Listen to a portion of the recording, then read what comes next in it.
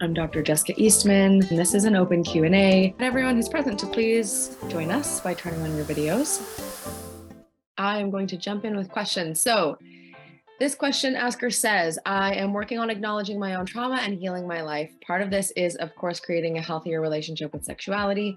I've been running into issues in communicating my feelings and wants with my girlfriend while being empathetic of her feelings life and navigating her trauma with her own past and sex. Could you give some insight into how to better acknowledge other people's challenges while working to understand my own, especially as it applies to relationship, intimacy, and communication? This is a brilliant but also enormous question. The answer to this question of like, how do you do this is like, this is your life's work, right? So the first thing that I would like to name here is that if you are finding navigating your own healing journey and bettering yourself, becoming the best version of yourself, navigating relationship dynamics, and navigating your partner or partners or the other people in your life, challenges, trauma, relationship dynamics, and you're struggling with that, you're doing it right. It doesn't always have to feel hard, and it should definitely feel rewarding and safe and relaxing and enjoyable a lot of the time.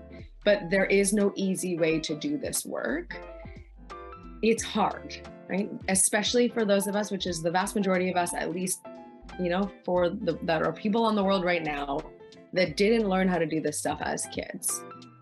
So we are all coming into relationships with our own trauma histories and challenges and expectations, hopes, belief systems, a lot of which need to be updated, but we don't know that they need to be updated until we get faced with the realities of them when we meet them or have them met by people in relationships.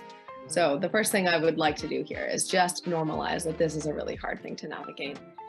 The best tool that I've ever come up with, my two favorite tools for navigating relationship dynamics, and this is true whether or not you are trying to navigate the intersection of trauma and relationships, whether it's one or both or the other. The first tool is think about a Venn diagram. So in a dynamic between you and another person, whether it's a romantic partner, a roommate, a boss, a colleague, a family member, whatever it is.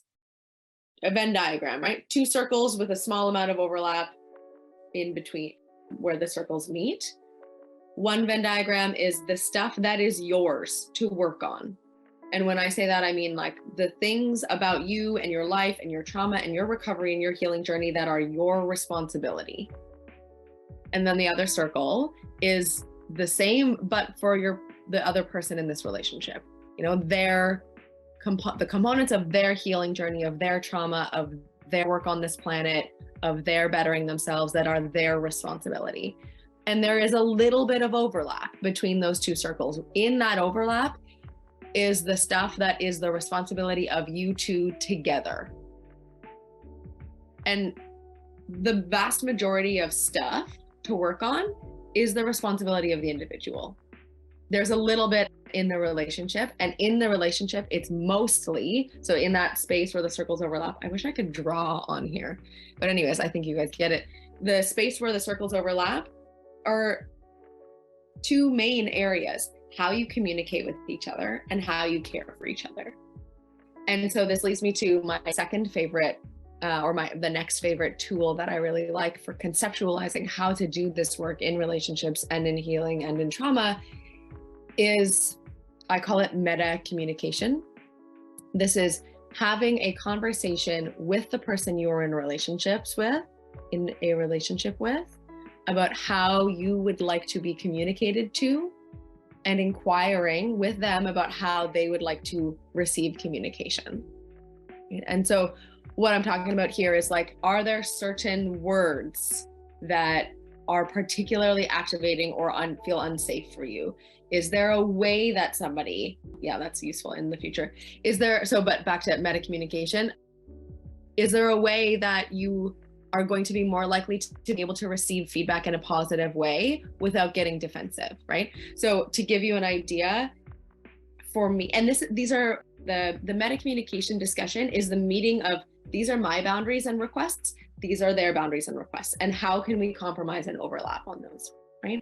So, and you might have, as in classic dynamics in relationships and boundaries, you might have hard boundaries and soft boundaries, which is boundaries that like you will never tolerate no matter what the situation is, and soft boundaries that you're like, okay, this is not a thing I would like to experience very often, but in extenuating circumstances or, you know, occasionally I can accept it or tolerate it, right? So that might be like, so for example, in my relationship, the hard boundaries are no yelling and no name calling. And so no matter how angry anyone is with me, and these are my personal ones, but they extend into my relationships. No matter how angry or upset or frustrated or scared anyone is, they don't get to yell at me and they don't get to call me names, right? They can give me feedback, they can be angry with me, they can feel scared, they can feel hurt, and they're allowed to voice all of that. But I am not going to receive it well. In fact, I am going to probably just walk away if somebody does that. And that's my choice because of my past history. You might be able to tolerate those things and not feel like they're a big deal just fine. You have to communicate with your partner or the people you're in a relationship with if that's also fine for them, or in what ways would you like to be spoken to, right? So maybe it's, you know, the time of day. Maybe it's like, please don't text me these things. Or maybe it's, please don't unload on me the minute I walk in the door from work. Or maybe it's like, can we intentionally plan a time together, like Sunday brunch, to be able to talk about feelings? You know, there's a million iterations of this, but I think that's the best way that I can say to support it from this regard. And then the only other thing I will say is that the best tool you can implement to strengthen your relationship is your own personal work with your own therapist and coach. And I think that is true for all relationships and all people on the planet, regardless of if you have an addiction that you're struggling with. Or any questions about that?